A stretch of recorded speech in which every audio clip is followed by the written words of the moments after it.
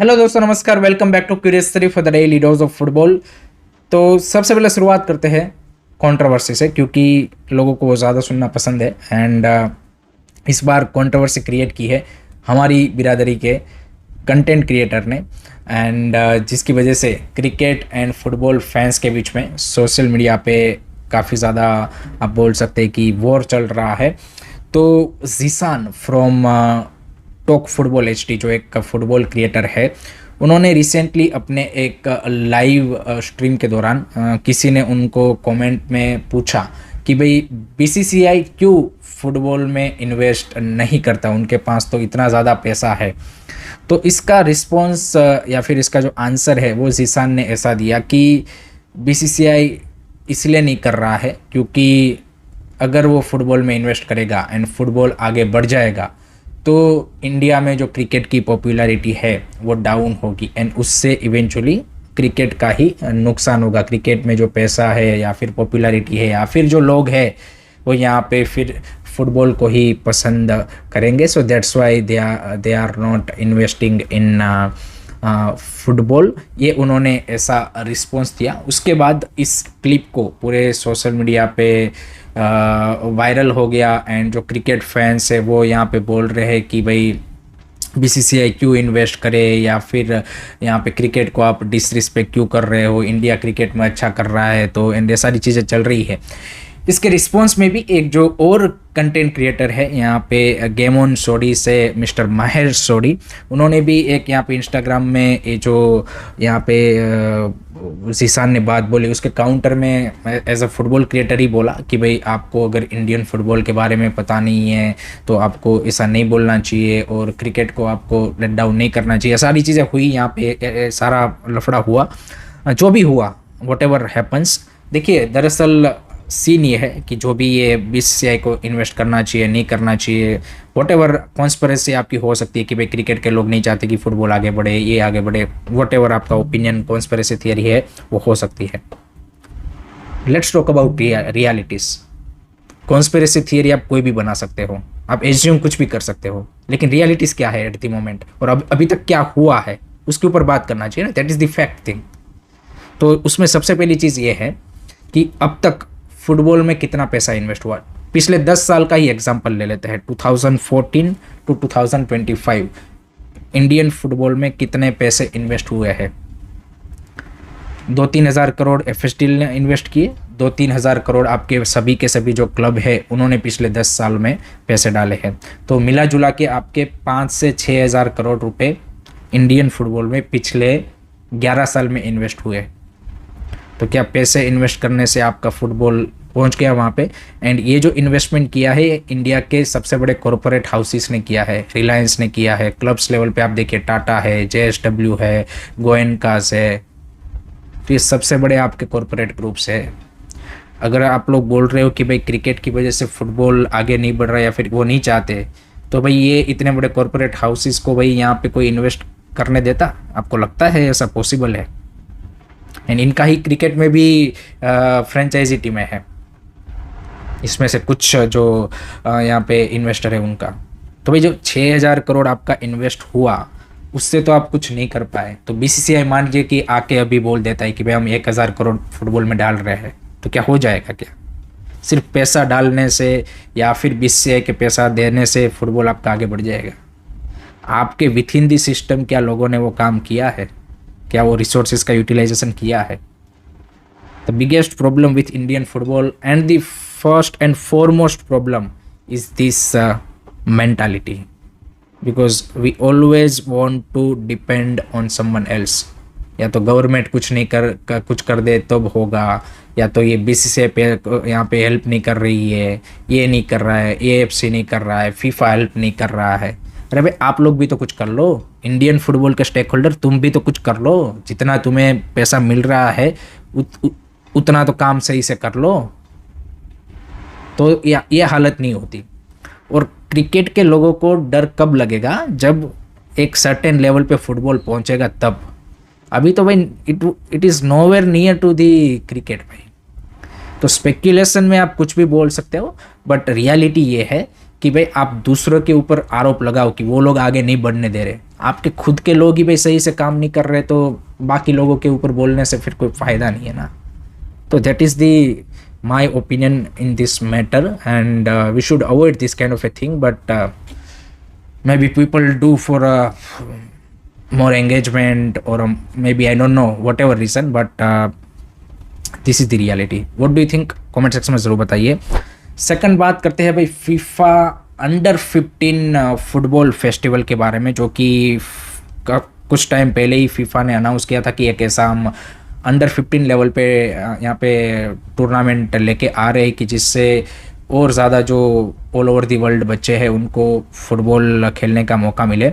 तो वो इस साल 23 अक्टूबर से यूएसए में ही वो इनोग्रेट करने वाले हैं। ये पहला जो एडिशन है, ये it's a festival kind of A tournament. It's not like कि भाई फीफा अंडर 17 जैसे वर्ल्ड कप होता है वैसा नहीं है। It's more to enjoy the football and वो वाला चीज़ है। एंड सही बात है, अंडर 15 लेवल पे ऐसा ही होना चाहिए।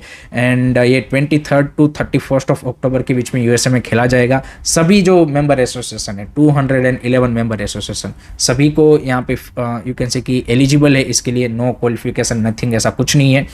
अब सीन ये है कि क्या एएफएफ हमारी अंडर 15 टीम वहां पे भेजेगा, ये क्वेश्चन मार्क है। ये अभी एएफएफ की ओर से इसको यू कैन से कि ऑफिशियली अनाउंस नहीं किया गया कि भाई हम टीम भेजेंगे नहीं भेजेंगे।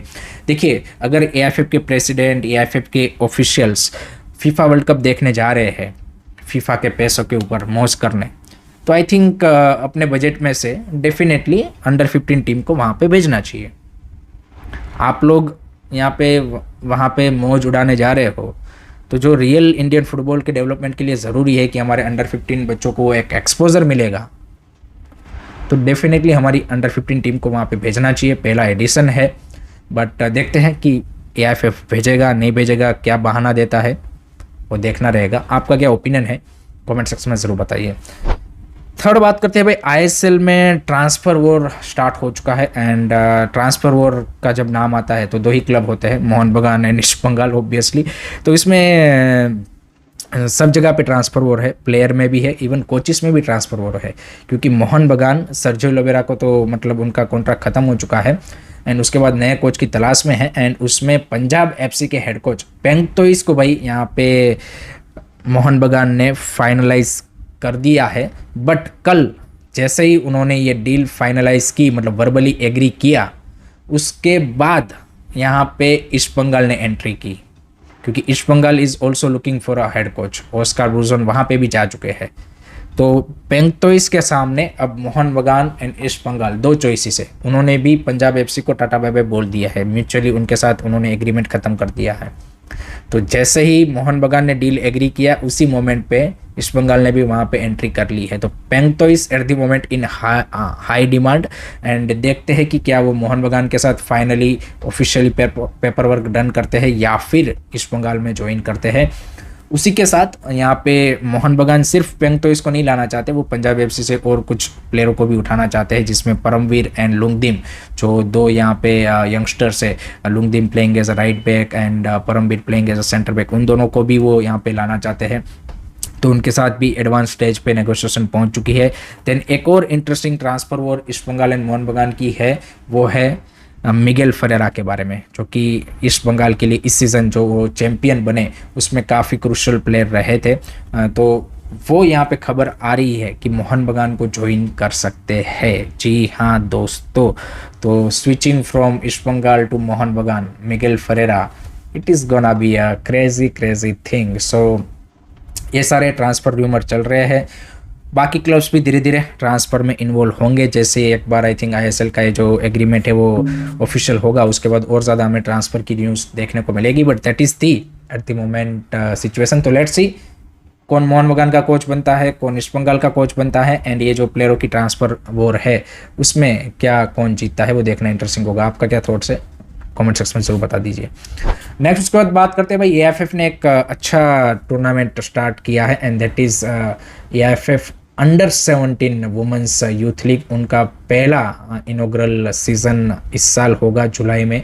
18 जुलाई से आई थिंक वो स्टार्ट हो रहा है छत्तीसगढ़ में आरकेएम फुटबॉल एकेडमी में खेला जाएगा। 11 दिन का ही ये लीग होगा, लीग कम टूर्नामेंट ही बोल सकते हो आप इसको। 16 टीमें पार्टिसिपेट कर रही है, 4-4 के ग्रुप में उनको डिवाइड किया गया है। बट वुमेंस टीम के वुमेंस प्लेयरों के लिए, वुमेंस फुटबॉल के लिए यूथ लीग स्टार्ट करना, that is a great initiative by EIFF and let hope so कि इसको आगे और एक्सपांड करे, ताकि हमारे जो वुमेंस फुटबॉलर्स है उनको भी यूथ लेवल पे अच्छे कम्पिटिटिव मैचेस मिले। So this great start from the EIFF साइड, good work done by them to start this kind of a youth league for the women's football.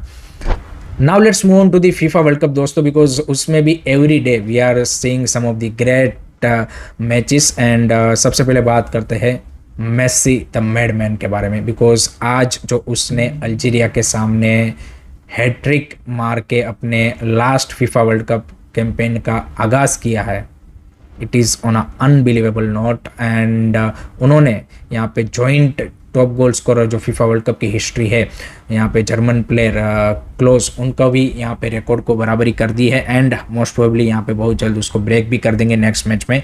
But क्या performance भाई बंदे ने दी है एट द एज ऑफ 38, जिस तरीके से वो अल्जीरिया के सामने खेले हैं एंड जिस तरीके से गोल स्कोर्स किए हैं, I mean that's why he is the GOAT भाई, that's why he is the GOAT simply. अगर आप उसको वर्ड्स में एक्सप्लेन करना चाहते हैं तो भाई, क्योंकि जिस तरीके का उसका जो भाई यहाँ पे इम्पैक्ट है गेम में, unmatchable at this age. And जो फिनिशिंग है, जो गोल्स है, मज़ा आ गया भाई, मज़ा आ गया। एंड अर्जेंटीना ने, डिफेंडिंग चैंपियन ने, अपने कैंपेन की शुरुआत एक 3-0 की कन्विंसिंग विक्ट्री के साथ की है over Algeria. Algeria was a strong team, but I think Argentina overall managed the match really well and एक अच्छा पॉजिटिव रिजल्ट उन्होंने गेन किया है। So that's great start for Messi and Argentina.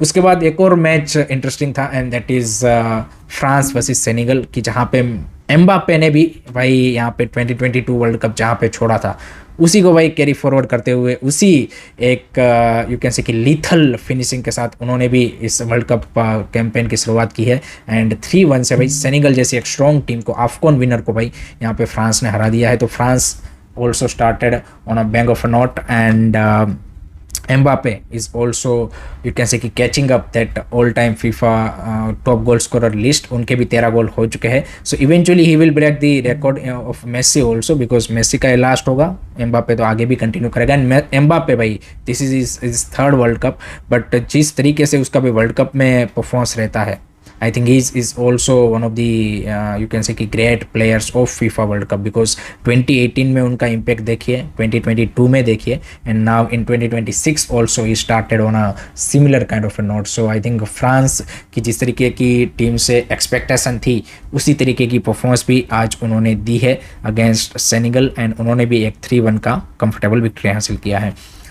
Then एक और इंटरेस्टिंग मैच था and वो था भाई बिटवीन इराक एंड नॉर्वे, जिसको आई वुड से कि इस वर्ल्ड कप का एक अंडरडॉग टीम है। जैसे लास्ट वर्ल्ड कप में मोरक्को था, उसी तरीके से इस वर्ल्ड कप में भाई नॉर्वे है। एंड हालांड ने अपने डेब्यू वर्ल्ड कप गेम में ही भाई यहाँ पे ब्रेस मार दिया है, तो हालांड भी भाई अनलिश हो चुके हैं। एंड नॉर्वे जिस तरीके की टीम दिख रही है एंड जिस तरीके से उन्होंने यहाँ पे यूएफए वर्ल्ड कप क्वालिफायर्स में भी बड़ी बड़ी टीमों को हराया था, इवन इटली के सामने भी जैसी परफॉर्मेंस दी थी, I think Norway definitely can go deep into this world cup. And 4-1 से इराक को हराना, I think that's a great start for Norway in this FIFA World Cup. So मज़ेदार मैचेस हमें FIFA World Cup में देखने को मिल रहे हैं and I think जो राउंड ऑफ 32 है वो और ज़्यादा हमें यहाँ पे इंटरेस्टिंग देखने को मिलेगा।